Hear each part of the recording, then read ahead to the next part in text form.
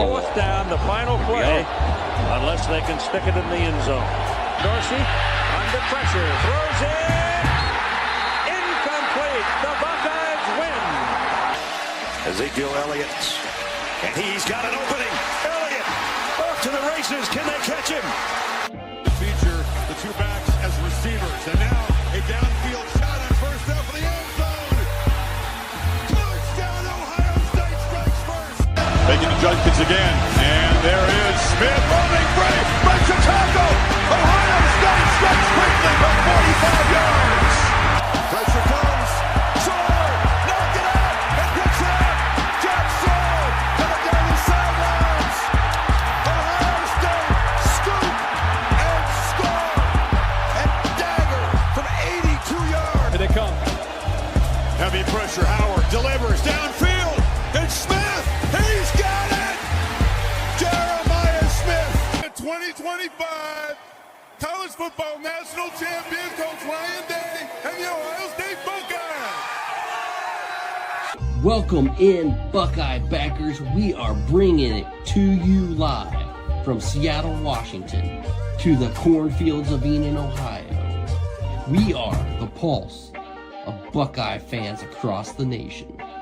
With Seattle Matt and Buckeye Steve.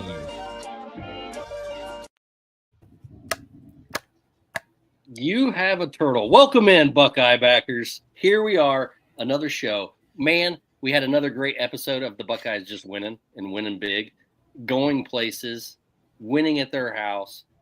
Maybe it was a little boring offensively, but getting the job done and bringing the W home. And look at that turtle. Alex Bryan has his own rendition. Where did you get that? Did you I forget the team. I forget the website, but there's a website that makes replicas and little ornament versions of all the different Big Ten rivalry trophies. Damn. So when I saw it on Facebook like a few years ago, I had to splurge. That's awesome. Because this is the only trophy we get. So this gets to stay in Columbus, right where it belongs. Never going back to Champaign, ever. We're going to make sure of it. 2007 was a fluke. Don't let anybody tell you otherwise. Illabuck staying at home in Columbus. All right, and we got Dev from the Buckeye Boys in the house. Thanks for joining us again, man. It's always good to just talk some Buckeye football. I think where we need to start is mid-season. And you talked about before we got on here, there's an award that needs to be given out for a guy on the defensive line that's just not getting enough notice. So let's just start there because the defense is where it's at. We might as well start with the best of the best. So tell me, Dev, about your boy on the defensive line doing work. Well, that is Mr. Caden Curry. And the way I talk about Caden is like, I think we can all agree preseason, right? When we go down our list of defensive ends and sometimes even defensive linemen, if you put the whole thing together, but let's just stick with defensive ends. The first one I brought up, Kenyatta Jackson. Second one I'd bring up, Bo Atkinson. Third one I'd bring up was a toss-up between some of these backup guys, what's C.J. Hicks going to do, but you might throw Caden Curry into the third one that we would bring up, right? I think we can all agree there. He wasn't number one or two that we were bringing up and excited to see get on the field. We thought we knew the type of player he was. What we're seeing is the relentless motor and effort, but the dude has upped his game. He is the biggest surprise for me on defense. Not for everybody. Some people did know that he had this in him. I did not. And I think what I haven't heard a lot of people talk about is the props that Larry Johnson deserves with what he has done with this defensive line. Not just Caden Curry, but just look at him. What was the number one worry this year? Defensive line. It's probably the best unit on the team, right? The front seven on defense. Last year, number one worry, offensive line, turned into one of the best units on the team. So I'm going to start doing this. Preseason, when I hear what Buckeye Nation is worried about, I'm going to predict what they're worried to be the number one unit on the team. Yeah, that's safe to say because going back and looking at my thoughts from fall practice. I was like, damn, this team is stacked, absolutely stacked. Everywhere you look, stacked on stacked on stacked. And I'll argue with you a little bit that the defensive line is the best position on the defense because there is no best position on that defense. No. It's just stacked elite on elite on elite all around. Every position you look at is best of the best. And I got to give that midseason award to my boy, Jermaine Matthews, because he's playing out of this world. And it wasn't just this game. He is on guys like glue. And he's got that edge to him. Day's talked about it in his press conferences. He's edgy. And he gets that motivation. He gets that pep. Even Day, like this week, Day was like, hey, yeah, they give me energy. They give me the juice. Talking about the cornerbacks at Ohio State. It wasn't that long ago where we were worried about our cornerbacks. You know, is BIA gone? It's back with a vengeance now, man. So I love watching the DBs. I love watching them play. I don't know about Iggy. You talked about it in your show earlier about how handsy he is. I wasn't seeing the handsiness the last few games, but it came back out against Illinois. And the grabbiness, and he's physical, and he's always going to be physical. Day said that this week too. He's just a physical player. He's going to be physical. He's playing. He's always in position. Yeah, I don't understand why this game of all games, that handsiness was starting to come out. I mean, it's not – I mean, Illinois' got some decent receivers, but it's not like these are going to be the best receivers Iggy's seen all year or to this point even. I think Texas realistically has better talent at wide receiver than Illinois does. So gets you a little concerned going forward if the refs are going to start like looking at him heavy again, and if he'll start getting flagged for some things that maybe he was getting away with up to this point this year. But he is a physical guy. I mean, that's what he's going to do. And as long as he keeps turning his head around and playing for the ball, hopefully flags won't come flying his way. Because, I mean, Christ, he averaged like over a flag a game last year. Oh, so yeah. He was the most penalized player in the FBS. We can't be having 16 penalties. Yeah. Yeah. So, especially in November. And I want to touch on another point. If you're seeing your star wide receiver on the other side of the ball get his hand grabbed while he's trying to make a catch, and then you're allowed to knock it out while he's on the ground, maybe you're allowed to hold a little bit. Go ahead. Yeah. You know, the refs ain't calling shit. That's the thing, man. We know it's not just against the Buckeyes, but the officiating, we could do a whole show on that. It's year in and year out, getting a little bit worse. The thing is that whether Iggy was handsy or not is irrelevant, but here is what we do know. There were several no calls against Iggy that we have seen be calls before. Correct. That, now the debate on whether it is a call or isn't, I think that's irrelevant. It's just, he's with the target that's on his back and his hands being on the receiver and his his head not getting around puts him in a spot where they could throw the flag. And we've seen him do it before on things like that. Like we saw this game that the PI against Devin Sanchez in the end zone, I thought was a little weak. It was, I could see why they called it. Yeah. But I think it was a little weak, to be honest. Yep. Yeah, I think that they were just trying to give Illinois any type of hope in life that they could. But I mean, credit to Illinois. They were able to, I've been saying it for the last few weeks that when it came to Minnesota for a drive and Washington, the game prior, that they were starting to look like they were finding some weaknesses in our defense, the soft zones and the zone coverage.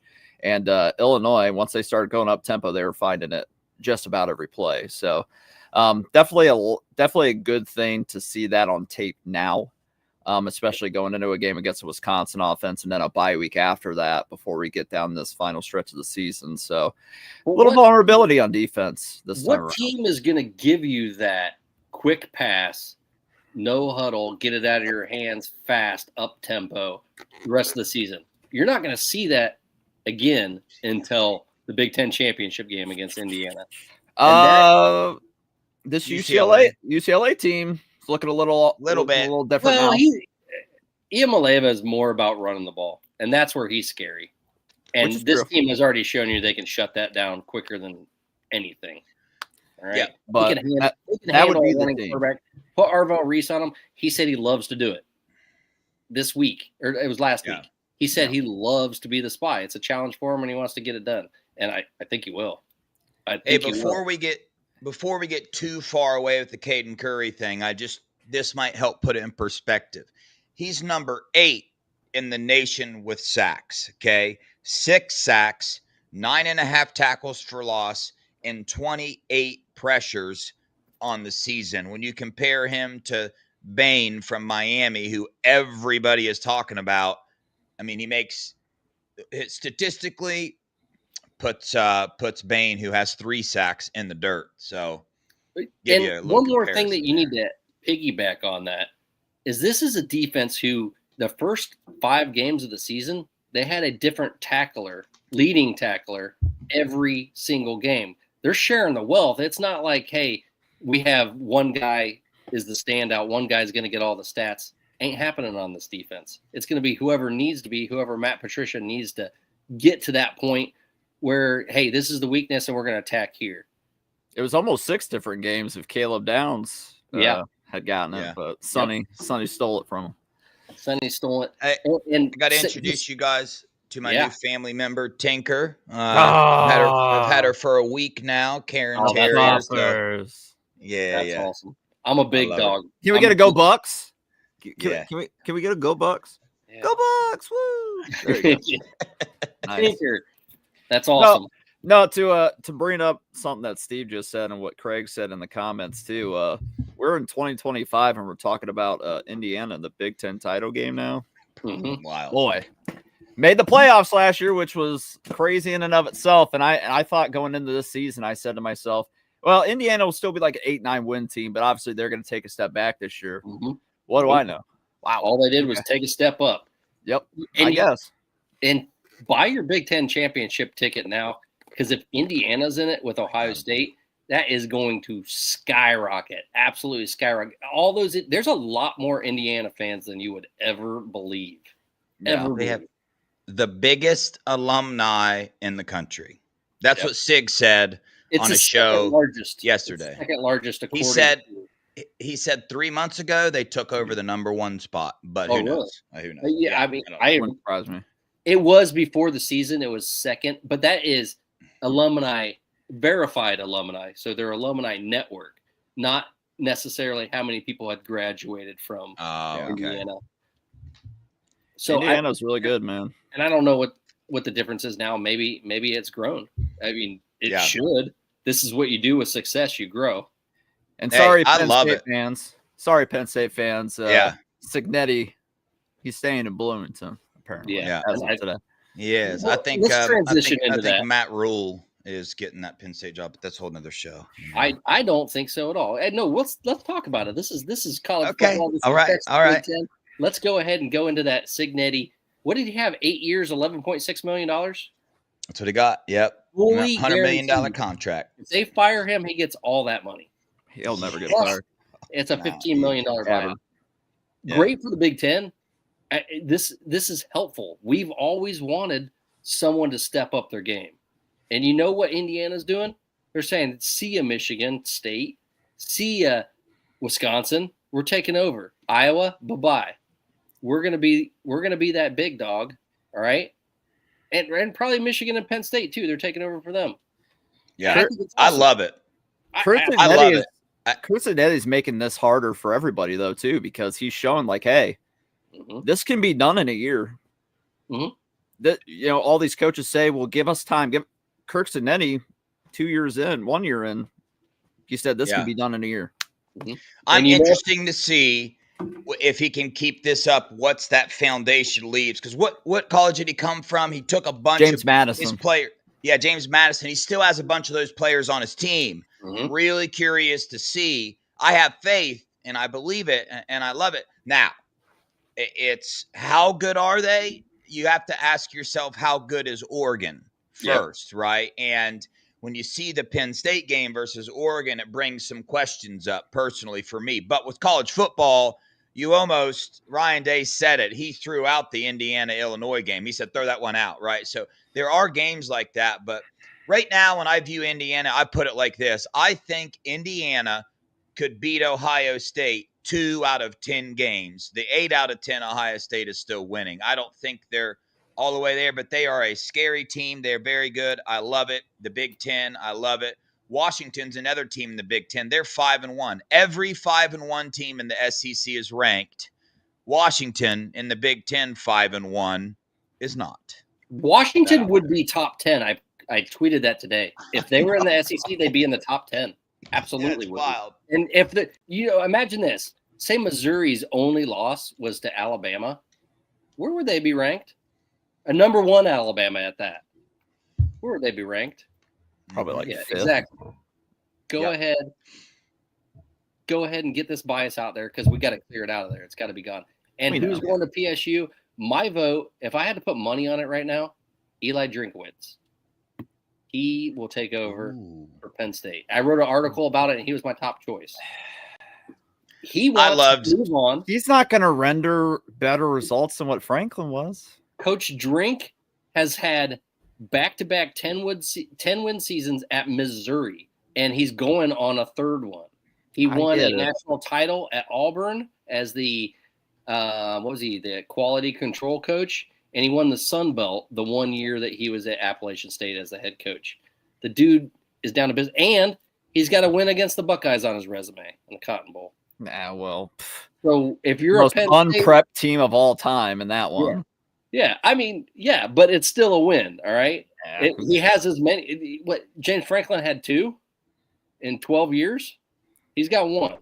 God, if we just didn't make the offensive line mistake of saying Carson Hinsman couldn't play in that game all over podcast, we probably win it based off that. Yeah.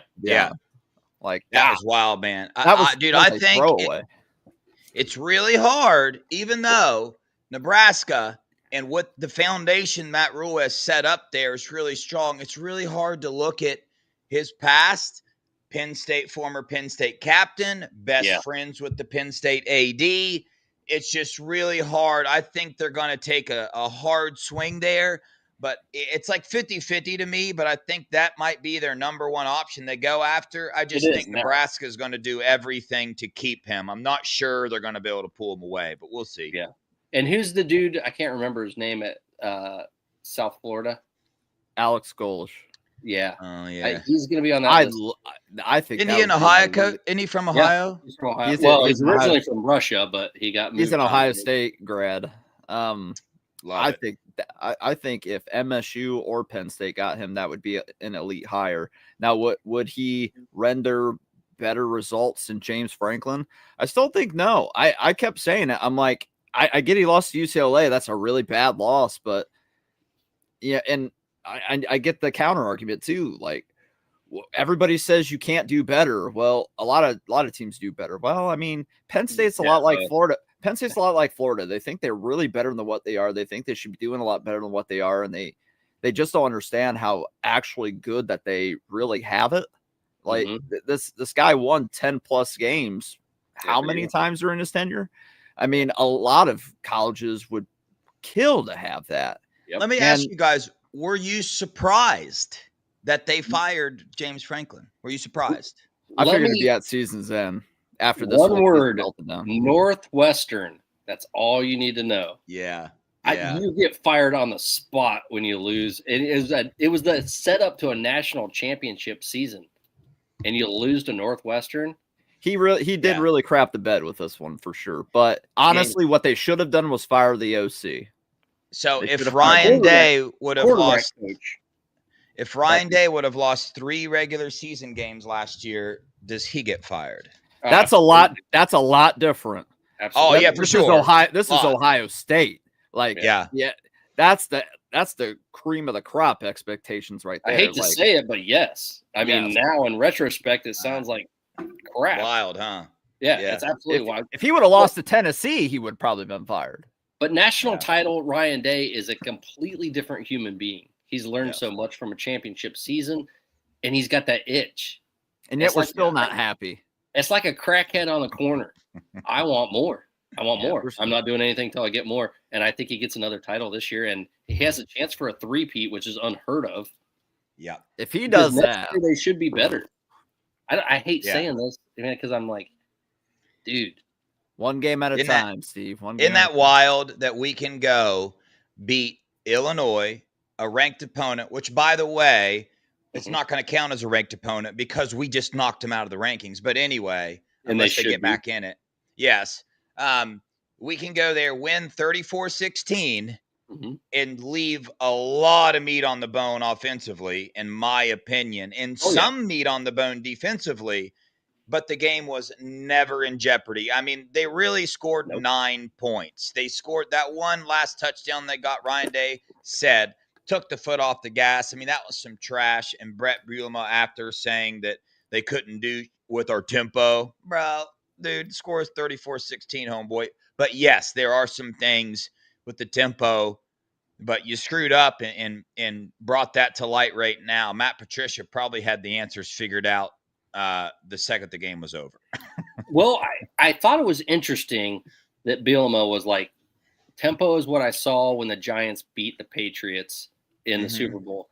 And there's something to that, because how this defense is designed is to trick the quarterback, confuse the quarterback. So if you don't have time to confuse the quarterback makes those quick reads. But you have to have an offense, and you have to have a quarterback that's skilled enough to do it.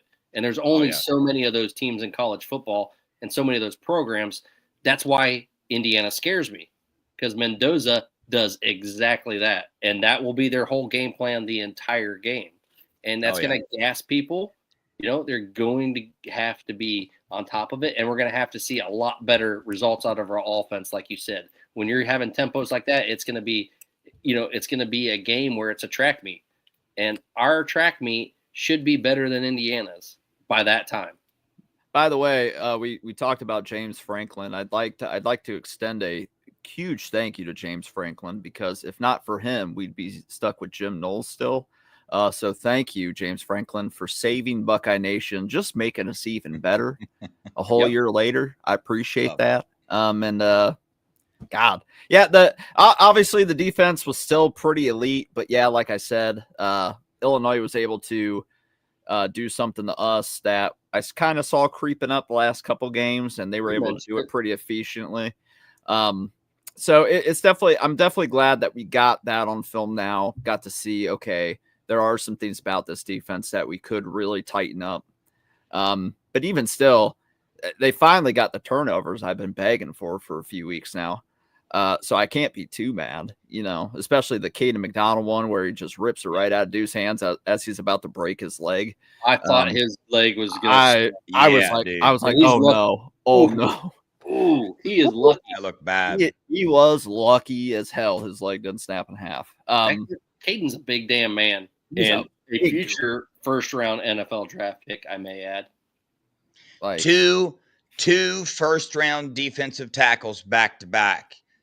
Buckeye Nation, I think we should all agree to stop complaining about Larry Johnson. I don't know how you guys feel about that, but I know the recruiting thing. I know there are things there, but, I mean, my goodness, bro. Like, it was never his fault. It was Jim Knowles' fault. It was Kerry Coombs' fault. You know what? This is Josh, man. Josh is a good friend of mine. And this is a comment that I enjoy. And Josh, I'm going to try to make it out to Colorado this summer just because of this comment. Nothing lasts forever, but for us, it's lasting 25 years now. How long is it lasting? Well, a little longer than that. This particular circumstance where we're like, we can do 2, we can do 3. That's not going to last forever. No. Woody Hayes didn't last forever. And I think we do need to enjoy this. We need to sit back and be like, yo, we have a chance of winning a national title every year with Ryan Day as our head coach, and what he's built, the class he's built.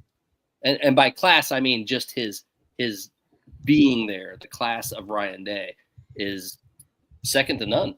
You know what I'm going to say, though? Beat Michigan. Of course. I need to see it November 29th. I need to see it. Because that press conference that you posted a thing about on Twitter, got me a little concerned. Hey, I'm gonna be honest with you. When we know we have the discussion with the run game, right? There are several things about the run game. Our running backs are only have a 7% miss rate. They're only making people miss 7% of their I tackles, love that which you is brought like that up.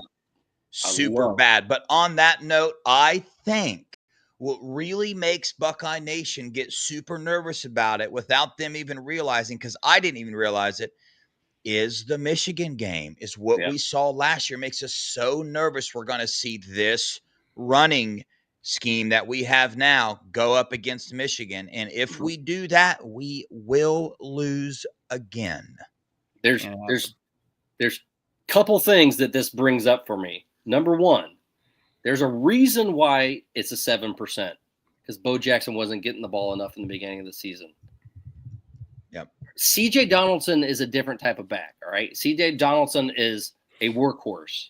You don't take him to the Kentucky Derby, but he sure damn well can plow a field. If you want him to get 3 yards, he's getting the 3 yards. If the play's designed for 3 yards, he's going to get 3 yards.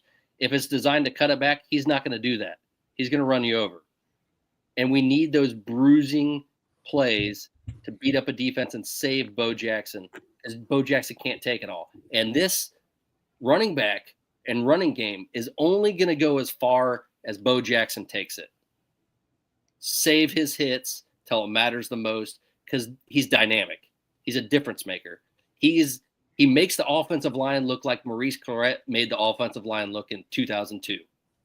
That's the difference with this running game, and that's where it's going to go by the end of the year. He's going to break off those 200-yard games like Ezekiel Elliott did in the national title by the end of the year. But we got to save his ass for the end of the year.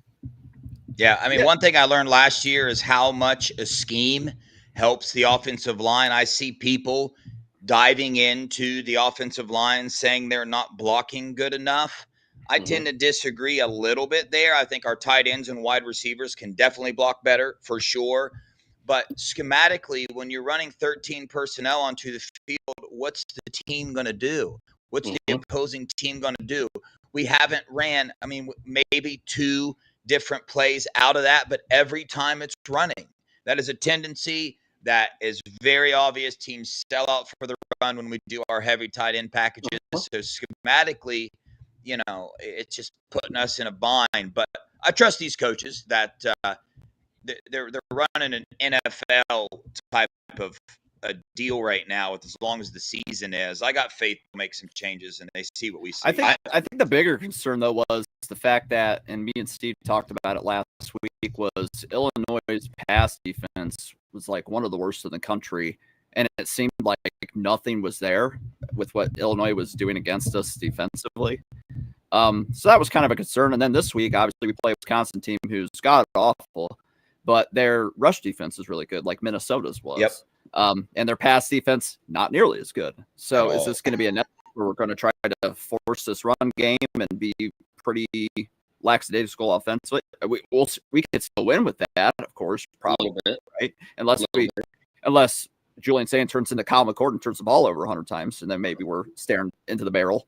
But you know, weird things happen up at Camp Randall sometimes, but you know, damn weird things happening this time around. 37-0 against Iowa. Nothing damn weird is going to happen. I also get the other side of things where people think this is Ryan Day playing chess and not checkers because it's a 16-game season. He knows what it takes now through a 16-game season. We got, I think it said we have the second lowest amount of snaps played on offense, and Wisconsin's the only one worse than us. Yep. And it just happens to be working for us because, you know, we're trying to keep guys fresh for when it matters the most. Hey, if that's really the truth about it, awesome. Just don't let it be the truth on November 29th, because we've seen that does not work against that team. You got to sell out. You got to bomb the way out. He told us that was the truth. In his press conference, he said, style points don't matter anymore. And to me, that was him letting us know that is in fact what it is. When I heard that press conference, out of the Woody, I know for a fact this week they are practicing drastically different running plays and running schemes. Whether they do it on the field, I don't know. But I do know. They won't. I know. I don't know. But I asked Carnell Tate. Man, Wow. Carnell Tate. I asked Carnell Tate. Good thing it's live, man, because I can't correct that. I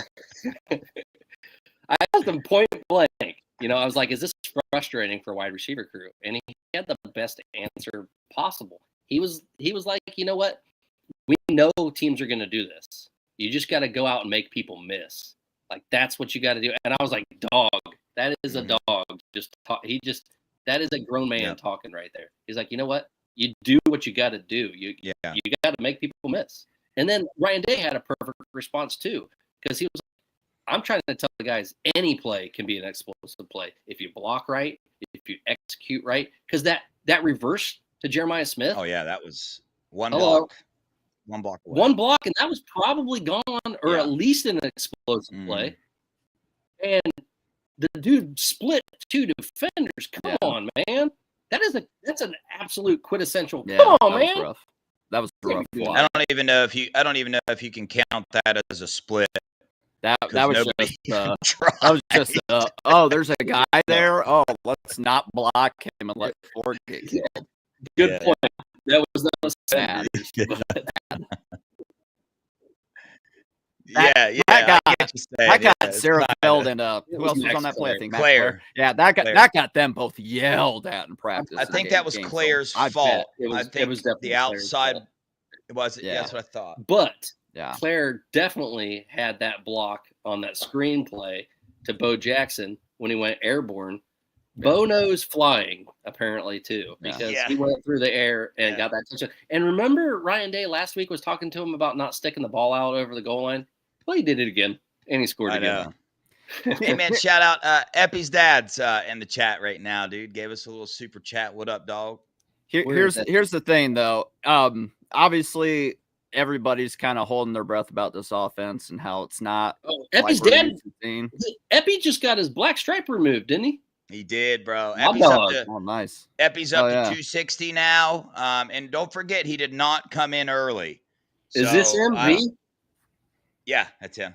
Nice. Hey, man, Andy's throwing you some bones. Oh yeah. Yeah, that's my dude. I talk to him all the time, man. All the time. Right. No, but I know everybody's worried about this offense, but as long as we can turn it on when we need to and we can do it efficiently, that's all I care about. And as long as I see it on November 29th at will, that's all I care about. Okay. Yeah. Well, we'll wait until we do see it on November 29th. And can't come soon enough. I don't know that they're going to show it against that team because I don't think Michigan is talented enough for Day to pull out all the stops. They weren't last year either.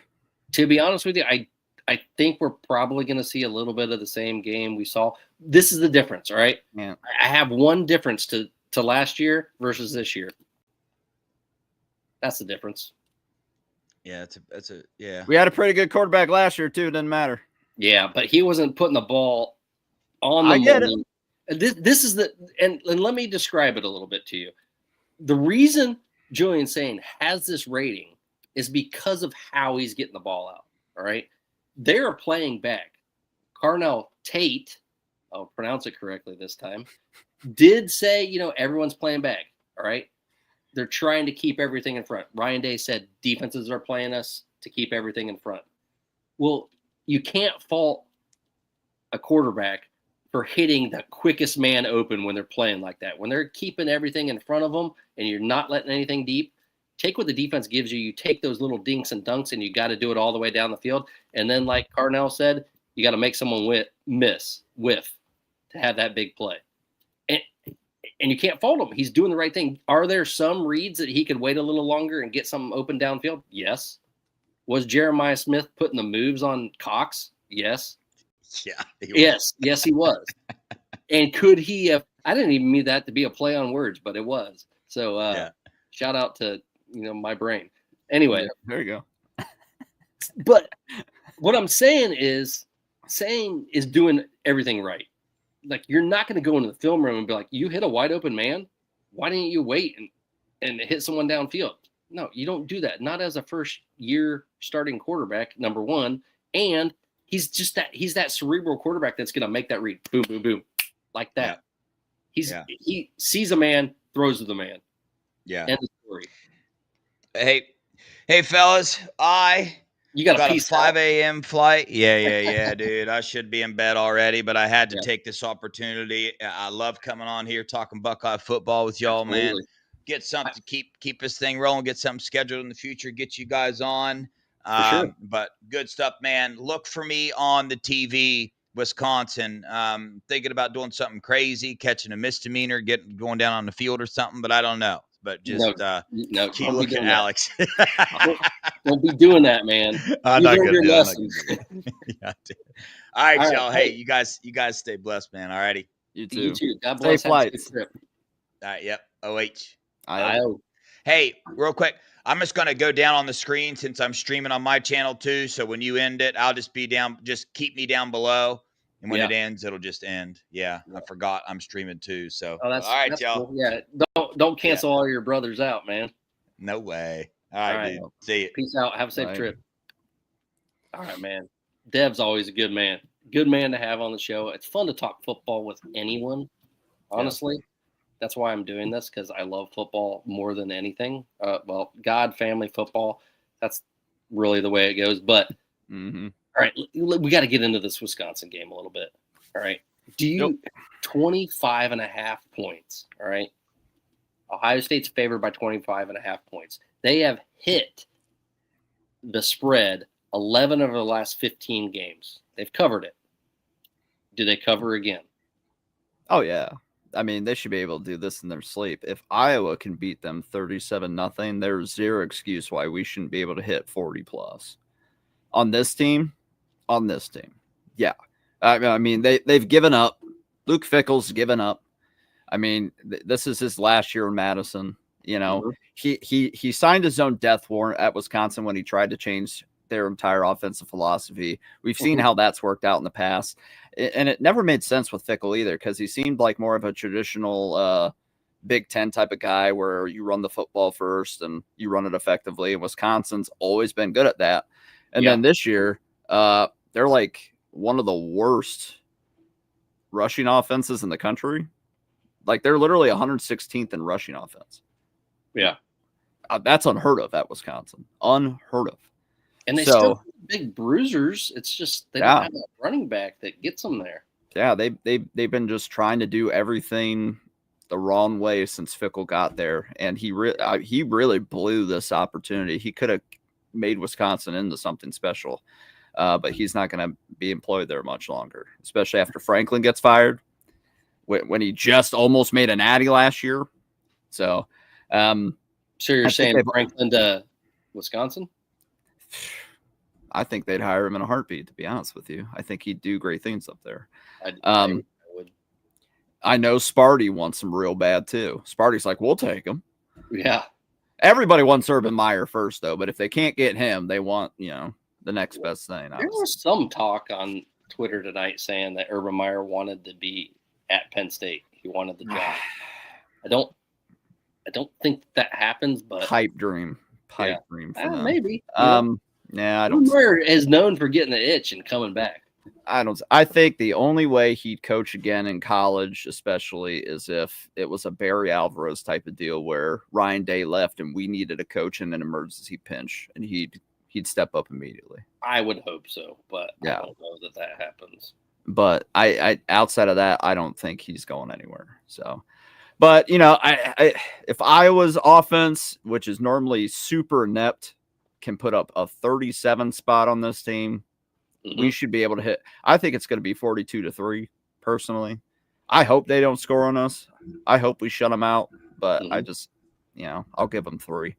And after seeing our defense give up 16 when they really shouldn't have at all, I hope that they looked at the film and they get a renewed sense of purpose and just start shutting down teams again for the rest of the way. I agree with you, Craig. I do feel bad for Luke, man. I want to see Luke do good, but let's just say that Larry Johnson retires and Luke ends up our defensive line coach. How made in heaven is that? It'd be beautiful. It'd be beautiful. Absolutely beautiful. And I look back to 2014, right, where we had just got Everett Withers just left, and we hired Chris Ash, and I credited Chris Ash a lot, and he still deserves credit for changing that defense around in a year and helping us win a natty, because our defense was putrid in 2012 and 2013, Urban's first 2 years. It was bad. And, I credit him a lot because he taught the team how to tackle and taught them a lot of the basics that they were missing. Yep. And now I see him at Notre Dame, and I'm like, boy, he's doing absolutely awful there. He is doing very bad. And you start to look at what was the common denominator back then, Luke Fickell. I mean, Luke Fickell really, when he didn't have somebody like Everett Withers ruining what he had going on, he was a great DC. So I'd love to have him back at Ohio State as a DL coach. I think he'd do phenomenal with us. Yes, he would. It would be a match made in heaven. And I don't know that Larry Johnson's ready to hang it up yet, but man, this would be the opportune time if Luke is available. And he just landed a 5-star today. Yeah. So he did. I don't know. I don't know. 5-star you're talking about.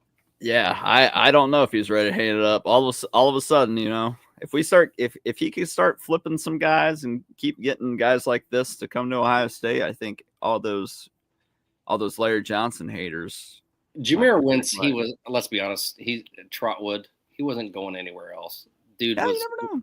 He was, I mean, he had an offer from Miami, but this dude was Buckeye all the way. Plus, it's a 2028 recruit.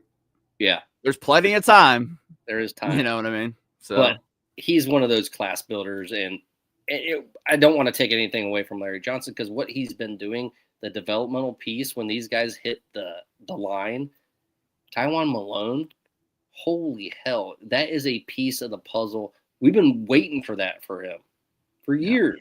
For years, this dude came in and was someone that we thought would be starting right away when he came in. Yep. Right. And now that hard work's paying off. He quit baseball. He's getting confidence. He's learning to play with his hands a little bit better. And that pirouette he did to get that tackle on the goal line. Yeah. Holy hell, that's a defensive lineman that can move. I'm really excited. These are kind of the unsung heroes that really need some credit. Like Aaron Scott on the kickoffs. Yeah. When he said 13 times in a row, he was the first guy to get to the 30-yard line. Hello. Yeah, I saw him get in there a little bit against Illinois too. Yeah, it's like I said before the season started. It seemed like this defense was really handcuffed by the DC we had for the last 3 years. Yeah, and I was like, Matt Patricia should be able to take the handcuffs off.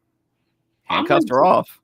I'm waiting for Cody Croy to get up in here, man. He's got to be talking about some recruiting, some Buckeyes in the big league, and he's got all those articles out there. So hopefully he's doing all right. He said he was going to come in and join the show, but until he does, I guess we're going to steal his thunder and get into some of these recruits getting on here, because Ohio State. That was the one I like.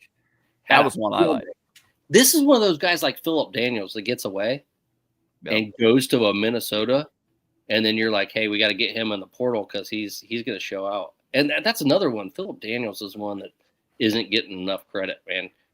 Coming back here to the land of Ohio and showing out, man. Gotta love it. Yeah, and he where was he at? He was at North Carolina, NC State. Yeah. Landry Breed flipped from North Carolina State, 6'6", 315 pounds from Mentor, Ohio. Come on now. And I think he's a 3-star, so a lot of people will sleep on that. But these are the kind of guys that we've been praying to get recruited. Yeah, those Ohio guys, those like 3-star under the radar guys that end up just being absolute animals. Yep, absolute dogs, like a Nick Mangold. Which, by the way, I don't know if you saw, he put it out there that he needs a kidney transplant. So there we are. If you go to his Twitter page, and you are a generous person who matches his, blood type for the kidney. Type O. He's type O or something like that. So. But yeah, those are the type of dogs that Ohio State's been wanting to recruit, and thank God for Tyler Bowen. I thank God every day when I wake up for Tyler Bowen coming to Ohio State. We've been needing this recruiting on the offensive line, and we're getting the development. Just a blessing. And the play, the play of offensive line. Just a play. It's done. Cody Croy in the house. What's up, buddy? Hey, how you guys doing? Talk to me about some of your articles, man, because it has been phenomenal what's happening this week. Yeah, I mean, Let's start with who we got on the board. You guys briefly touched on it, but today we got Jameer Weiss, 5-star D lineman. He's in his sophomore season, and he's already kind of developing into his own. So plenty of room for growth. Really excited about the 2028 product. So really like him. Kamari Bang, he's a safety. Little under the radar, but very talented. And then Landry Breed, a guy that, he's an Ohio native, and it was only a matter of time before he became a Buckeye. We just had to offer him. He was committed to NC State, and then immediately he flipped because he ultimately always wanted to be a Buckeye. Yeah. So really excited for all those guys. As soon as you get that Buckeye offer, come on down. I mean, especially nowadays, man. Menor makes some good football players too, so he's really big football up there. Menor native, that's awesome. Yep. And he had an offer list that was to die for too. So yes, he's a 3-star, but not based on who is throwing out those offers. I can't remember who was up there, but it was a best of the best.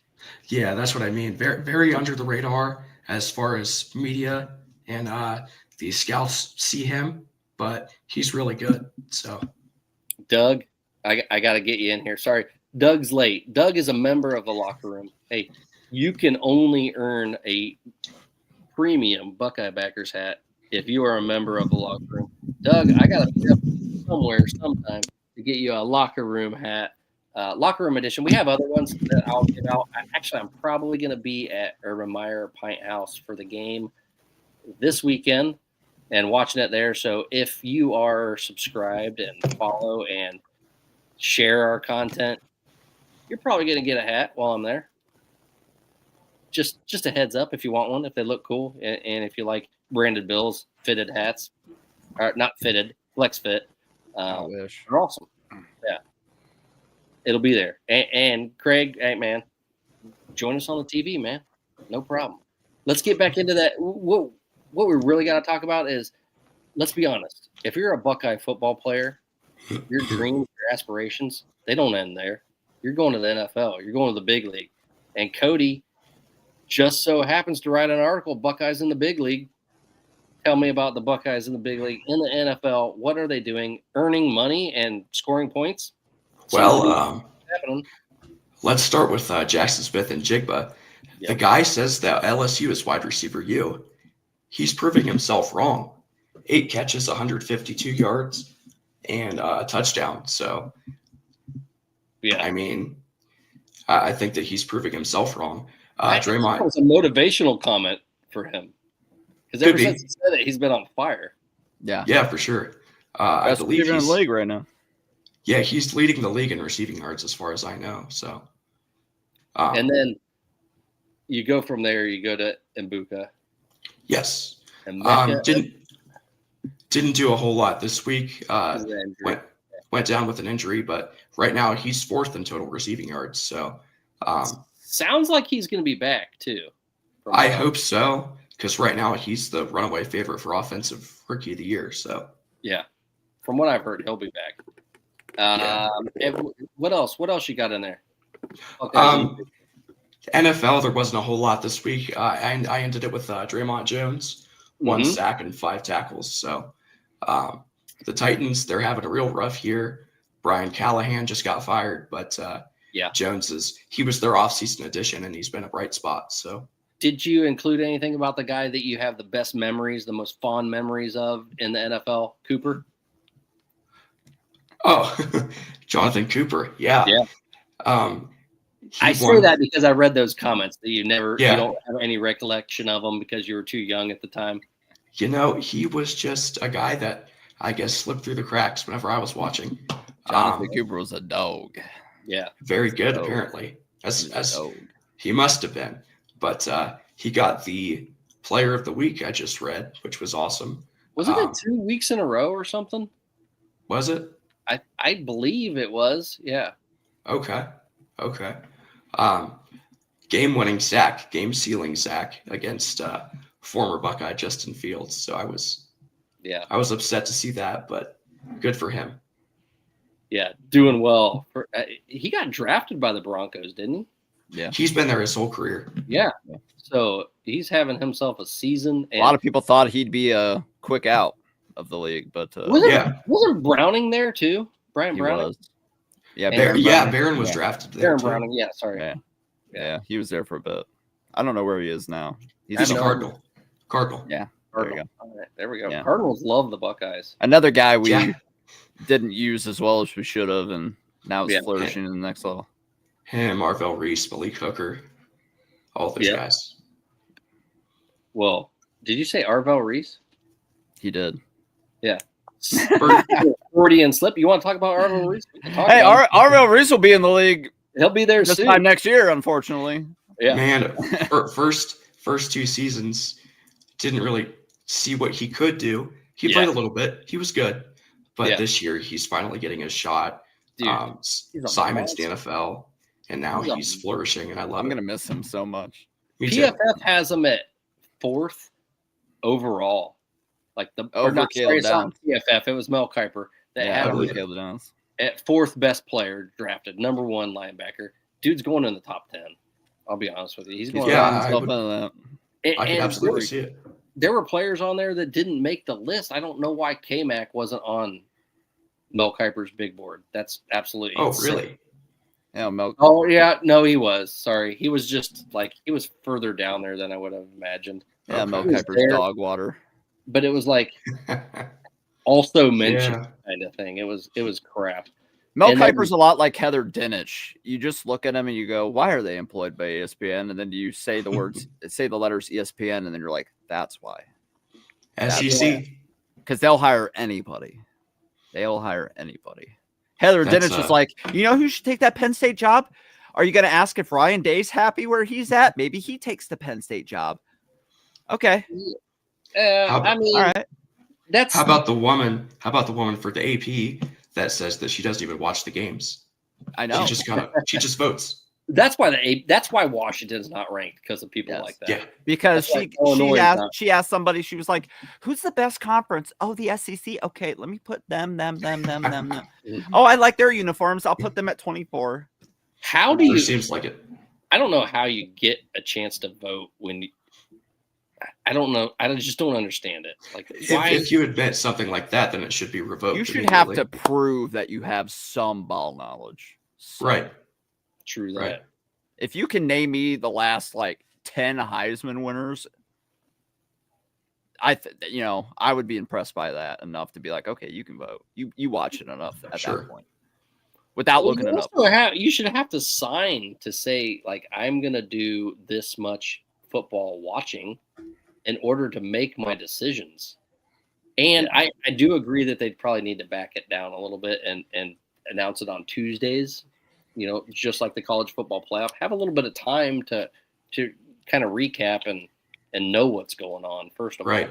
Yeah. That would make sense. A lot of them probably just copy off of their peers and go, hey, who'd you put at 16? Okay, I'll put them at 16 too.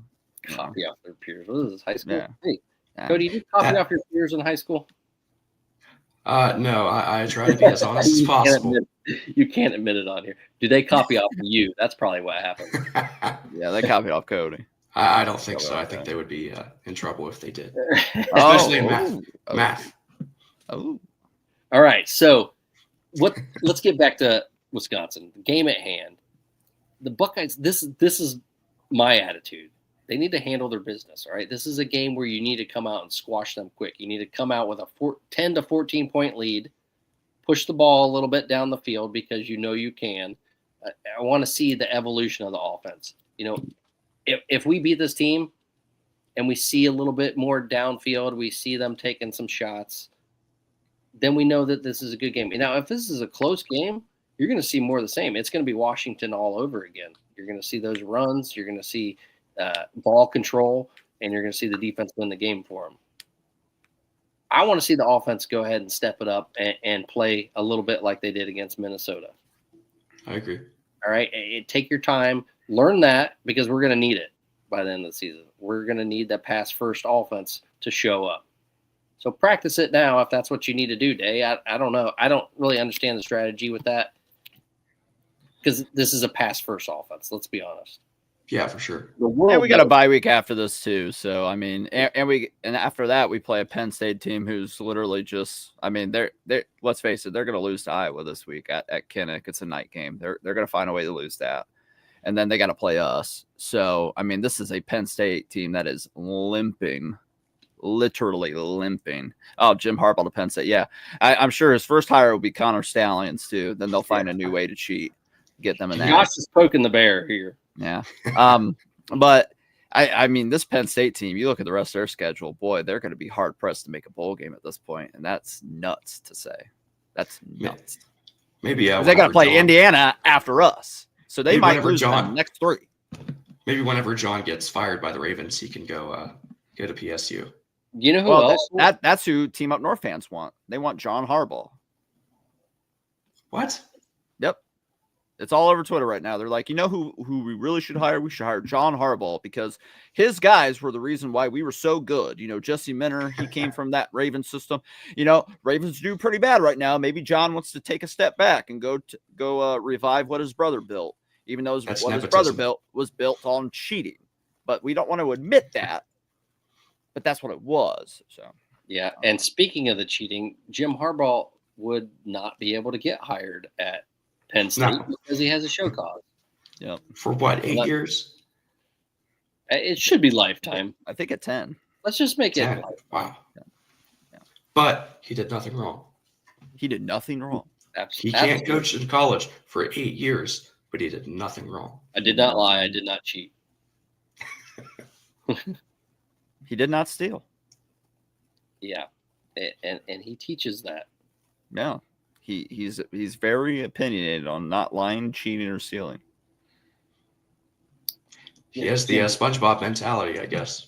Yeah, I guess he's got the brain cells of SpongeBob too. So that's his hero, self-admitted. Yeah, exactly. So I think we need to talk a little bit about how well Ohio State's doing in the NFL and what is that going to translate to in the future? I mean, because we're already getting recruits, and all of a sudden you saw that big hit on recruits this week. I think we're going to see some more of that. The way Ohio State's dominating the NFL, that's what we're built on. That's what our program's built on. That's why we don't go out and spend money on freshmen coming in. Right. I mean, yeah, they're going to spend some money, but they're not going to go overboard in spending money on guys that are just trying to collect a check. You're going to come here, and your check's going to be earned, and you're going to earn it later on in life too. Right. Ohio State is an NFL factory. What we saw with Jeremiah Smith, Miami, they offered him more money. He chose Ohio State. So obviously with the receivers, it's a little bit of an easy decision. But now look at the defense. It should be an easy decision for the defense now. Anyone on defense. If you're a defensive person, if you're an offensive lineman, look at what Tyler Bones, look at what Josh Simmons is doing. Simmons, Paris Jackson. Donovan Jackson. Donovan, yeah. I mean, look at these guys in the NFL developed. They go into the league developed. This is the next big thing for Ohio State is remember all those years before, like, Tressel years before Urban Meyer came in, and now you're seeing some of the Meyer guys and then Day guys on top of it just absolutely flourishing in the NFL. This is second level, man. We are at that pinnacle of Ohio State football where I want to go back to what Josh Gurley said, and you guys just gotta feel blessed now and enjoy it while it lasts, because it's not going to last forever. Day's not going to be here forever. Right. And yes, we're always going to win because we're going to find someone and we don't hire bad coaches. Right. Well, head coaches. Not for the last 25 years we haven't. Yeah. Before that we did. If you look in the last 50 years, we haven't really had bad seasons. A lot of John Coopers were. They weren't bad though. I mean, if you go towards the second half of his career there, they weren't. He had some 10-win season, but he started out pretty bad. But he recruited really well actually too. So I'm just saying we're living in an era where it's great to be a Buckeye. Hey, listen, I was enjoying it a lot more when I saw Wolverine tears every November. Okay, I'll start enjoying it a lot more when the Wolverine tears are back. Yeah. I already started seeing more Wolverines after this USC game, being like, it's really hard when you got to battle the NCAA, when you got to battle the refs, when you got to battle the CFP committee, and I'm just like, okay, the world's starting to heal. We're starting to get those things back from Wolverine. Now, if I can just get that after November 29th at around 4 p.m. and they're crying about the refs, then I'll know, okay, we're back now. There we go. Linda just goes full OHIO. She doesn't even want it back from us. All right, Linda. No, she's just giving it all to us. There we go. Thanks for joining us, Linda. Hey, everyone in the locker room, like I said before, you have the opportunity to get an Ohio State Buckeye backers hat. I mean, it's Buckeye backers, but you got the 9 national titles represented with, the gray Buckeye leaves, and something you can wear around. That's a great hat. All right. The more you comment in our comment section, the easier it will be for me to get you one. All right. Are you ready to add another Buckeye leaf to that logo? Yeah, that's the problem, man. I got to leave room. I got 5 on the bottom, 4 on the top, so there's room for one more. I've always thought about this. I'm like, I try to put myself in Bama fans' shoes and how much money they had to drop on merch for a long time there, from 2009 to 2020. And I'm like, that's why I try to stay away from the shirts that say 9-time national champions and stuff like that, because if we win another one, that shirt's irrelevant now. Yeah. And I can't wear that again. Winning them. It'll become like a junk shirt. I can't wear it. I just have the one that has the year on it. Yeah. Yeah. Which they totally screwed that shirt up because they didn't put the 2 natty trophies on it to signify we got 2 playoff trophies. They stopped doing that for us. They did it for the team up north with their one. They did it for us the first time when we won one, put our one there. Then all of a sudden they're like, we're not doing that anymore once Ohio State wins it again. I was waiting for my 2 trophy insignia on the shirt. Yeah. We need it all. Yes. We need it all.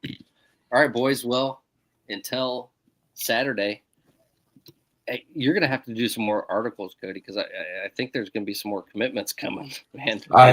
Flying off the shelves. I am fine with getting on my phone. I literally wrote the latest commitment in the car on the way home from a doctor's appointment. So, yeah. Well, I appreciate that, man. That was boys, awesome. Does Jaden Ballard get an 80-yard touchdown on us? Don't even start with Jaden Ballard. No. Does he exact revenge? No. Listen, he played my high school team. He probably doesn't get a chance to even catch a pass, to be honest with you. You said what, Cody? The guy, he was a good basketball player. He played my high school team and did very well. Yeah. I mean, he's a good athlete. Maslin Tiger, baby. Yeah. Right down the road from me. Here we go. All right, boys. Well, any last thoughts? Hey, well, actually, score predictions. Let's do score predictions. What do you got, Alex? We'll start with you. I said 42-3. 42-3. All right.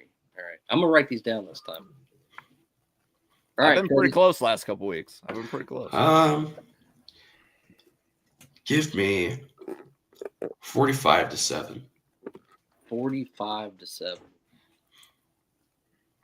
Well, 45-7.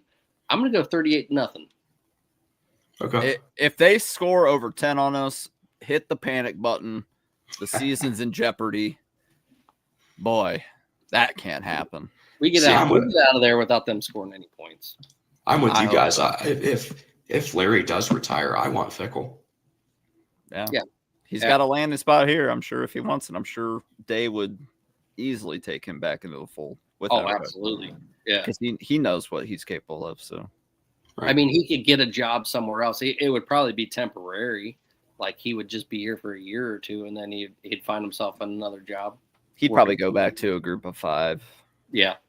That's what I would imagine. I mean, yeah. Maybe he should have stayed at Cincy. He should have stayed there. Yeah. He'd probably be running that conference in the Big 12 right now. Actually, he would, for sure. They're doing pretty well so far. Yep, doing good. Cincinnati, man. Cincinnati. Wow. Just another great day to be a Buckeye. All right, boys, we're going to get this show done and off of air. Thanks for joining us, Cody. Always appreciated. Go follow Cody, College Football Backers, all right? It is cfbackers.com. He's got all your articles. If you want any article around the nation, got those too. We got writers.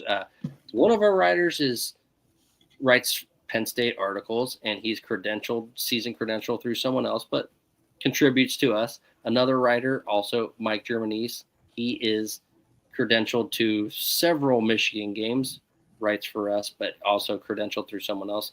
We got TJ Chapman.